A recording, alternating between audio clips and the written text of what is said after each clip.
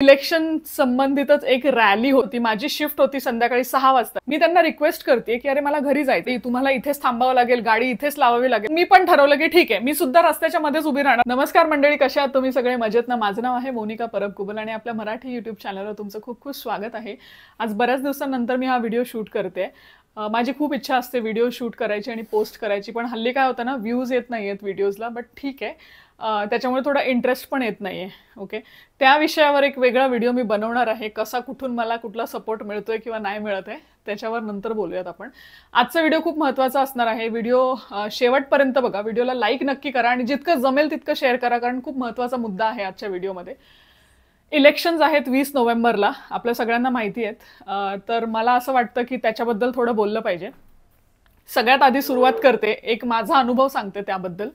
झालं असं की एक इलेक्शन संबंधितच एक रॅली होती. मी कोणत्याही पक्षाचं नाव घेणार नाहीये, कोणत्या उमेदवाराचं नाव इथे घेणार नाहीये, पण मला त्याबद्दल आवर्जून बोलावंसं वाटतं. कुठल्या नेते मंडळींनी जर हा व्हिडिओ पाहिला तर कदाचित पुढे कुठेतरी जाऊन त्याचा फायदा होऊ शकतो किंवा ते थोडा कधीतरी विचार करतील. ओके, सो त्यामुळे हा व्हिडिओ बनवते. सो रॅली चालली होती आणि संध्याकाळची वेळ होती, माझी शिफ्ट होती संध्याकाळी 6 वाजताची आणि मी जवळपास एक 5:30 पावणे 6च्या दरम्यान येत होते आपल्या घरी. रॅली असल्या कारणाने सगळीकडे रोडवर रांगोळ्या काढल्या होत्या, अगदी सगळीकडे रोड्स वगैरे सगळं सजवलेलं होतं. ठीक आहे, आता त्याच्याबद्दल काही इश्यू नाहीये, मला सगळं करा तुम्ही. पण झालं असं की मी जेव्हा गाडी घेऊन आले, 4 व्हीलर आहे माझी, सो गाडी घेऊन आले त्यावेळेस मोठी रांगोळी काढली होती. माझ्या बिल्डिंगच्या अगदी थोडं एक 100 मीटर अंतरावरच मी असेन तेव्हा रांगोळी काढलेली होती तिथे. सो मी त्यांना आणि खुशाल एक साईडला रांगोळी काढली आणि दुसऱ्या साईडला गाडी लावून रस्ता पूर्णपणे ब्लॉक केला होता.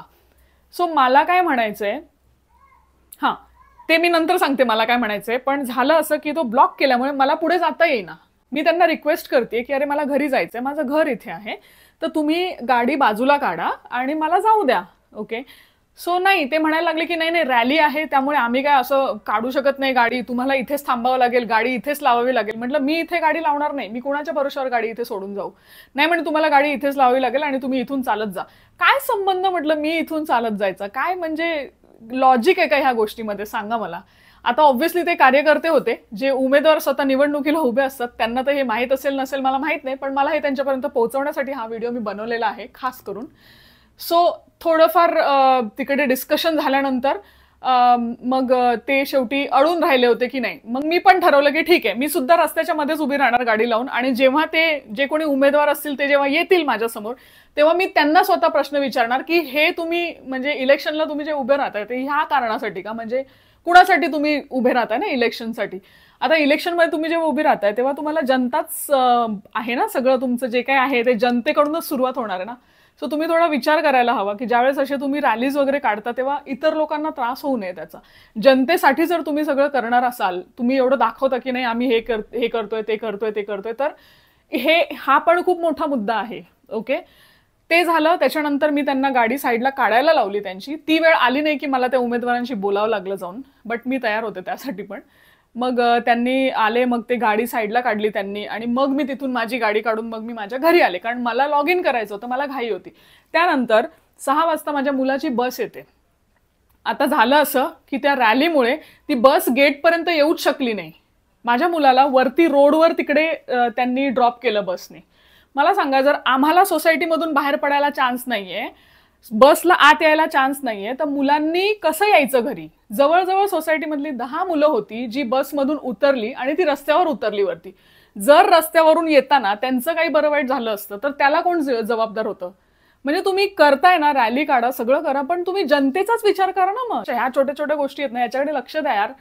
आम्ही पण वोटिंग वगैरे करतो तुमच्यासाठी, तर आम्हाला ऍक्च्युली वाटतं की तुम्ही कुठेतरी या गोष्टींकडे लक्ष द्यायला हवं. तुमच्या कार्यकर्त्यांना तुम्ही सांगायला हवं की तुम्ही सगळं करा, पण इतर जनतेला त्रास होईल असं काही करू नका, कारण हे 2 खूप क्रिटिकल इश्यूज होते. आता ते सगळं ठीक आहे. हल्ली मी पाहिलंय की पैसे वगैरे पण घेतात काही लोक वोट म्हणजे वोटिंग करण्यासाठी. का? तुम्ही तुमचा वोट का विकायचा आहे? तुम्ही योग्य उमेदवार निवडून द्या. आज तुम्हाला जे काही फॅसिलिटीज मिळणार आहेत, जसं की रस्ते म्हणा किंवा छोटे छोटे जे काही गोष्टी असतील आजूबाजूच्या, ते एखाद्या चांगल्या उमेदवारानेच तुम्हाला मिळणार आहेत ना. तुम्ही काय कराल, एकदा कोणीतरी पैसे घ्याल आणि त्याच्यानंतर तुम्ही वोट कराल, झालं. आणि ती व्यक्ती जर निवडून आल्यानंतर त्यांनी जर काही केलंच नाही तर काय फायदा आहे तुमचा त्यासाठी. मी कोणत्याही पक्षाला इथे सपोर्ट करत नाही. मला कोणाला मतदान करायचं हे मला चांगल्या पद्धतीने माहिती आहे. आता आमच्या इथे पण आजूबाजूला असे प्रकार झालेत की तिथे चला ठीक आहे, कोणीतरी जेवण अरेंज केलंय, कोणी काय अरेंज केलंय. आता ते लाज असं म्हणू शकत नाही आपण, पण ठीक आहे, ज्याची त्याची इच्छा. ज्याला जायचं होतं ते गेले, ज्यांना नव्हतं जायचं ते नाही गेले माझ्यासारखे. मी का नाही गेली ह्याचं मी कारण सांगते. कारण मला आहे ना कुणाचं फुकटचं खायला आवडत नाही. ठीक आहे. सो माझं हे मत आहे की फक्त तेवढ्यासाठी तुम्ही कुणाला सपोर्ट करू नका की तुम्हाला काहीतरी मिळतंय. ती व्यक्ती कशी आहे ते बघा आणि त्या पद्धतीने तुम्ही त्यांना वोट करा. ठीक आहे. कारण की हल्ली आपल्याला एकदा इलेक्शन झाले ना की मग कुणीही विचारायला येत नाही. ठीक आहे.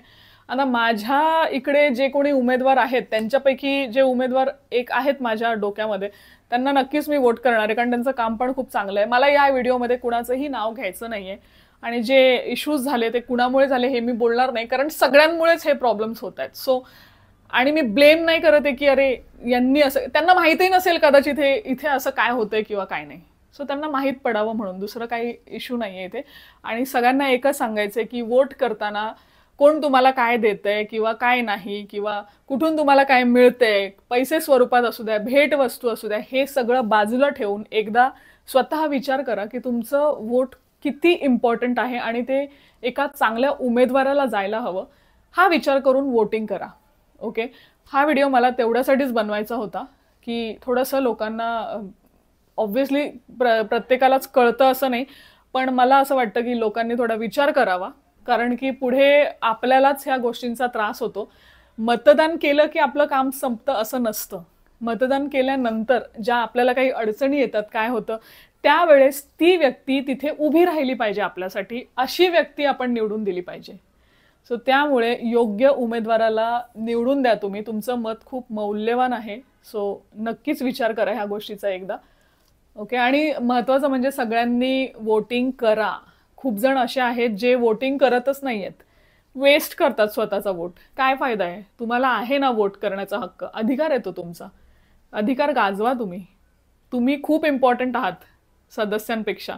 आणि जो रॅलीचा इश्यू झाला ना, तेव्हा माझ्या मनात काय आलं माहिती का, यार जनतेमुळेच तुम्ही आहात ना, तर तुमचं काम काय आहे की जनतेला काय त्रास होतोय हे तुम्ही बघायला पाहिजे आणि त्याच्यावर तोडगा काढला पाहिजे.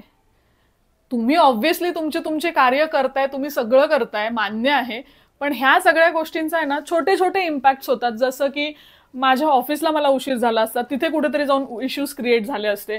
माझा मुलगा किंवा त्याच्या बरोबरची जी शाळेची मुलं होती त्यांच्यासोबत काही झालं असतं. म्हणजे ह्या छोट्या छोट्या गोष्टी ज्या असतात ना त्या लक्षात येत नाही कुणाच्या. सो ह्या लक्षात आणून देण्यासाठी, हे तर 2 एक्झाम्पल्स झाले, पण मे बी दुसरं काही प्रकार असला म्हणजे झाला असेल कुणाबरोबर तर मला त्याच्याबद्दल काही आयडिया नाही, पण मला असं वाटलं की हे शेअर करायला पाहिजे. सो प्लीज कुणी तुमच्यापैकी व्हिडिओ बघत असतील जे कुणी इलेक्शनसाठी आहेत त्यांनी नक्कीच एकदा विचार करा या गोष्टीबद्दल. बाकी येस, ज्यांना सपोर्ट करायचं त्यांना आम्ही सपोर्ट करतोच आहोत अगदी मनापासून. आणि वोटिंग तर नक्कीच करणार आम्ही आणि एका चांगल्या व्यक्तीलाच करणार आहोत. सो येस, चला तर मग हा व्हिडिओ इथे संपवते.